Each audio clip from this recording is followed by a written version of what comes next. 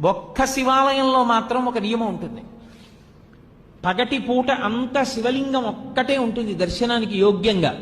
సాయంకాలం అయిపోతే సాధారణంగా కవచం పెట్టేస్తారు. కవచము అంటే రూపాన్ని పెట్టేస్తారు. ఇగో ఈ వెనకాతల ఉన్న రూపం ఎలా ఉంటుందో అటువంటి దాన్ని శివలింగానికి తొడిగేస్తారు. ఒకసారి కాని శివలింగానికి కవచం తొడిగారా ఇక మీరు నంది యొక్క శృంగముల నుండి చూడకూడదు. అలా కాని కవచం తొడిగి లేదా మీరు తిన్నగా నిలబడి శివలింగాన్ని చూడకూడదు. అప్పుడు చూసేటప్పుడు మాత్రం మీకు అదృష్టం పండిందని గుర్తు. కవచం పెట్టకముందు మీరు శివాలయంలోకి వెళ్ళారంటే మీ భాగ్యం పండిందని గుర్తు. ఎందుకో తెలుసా?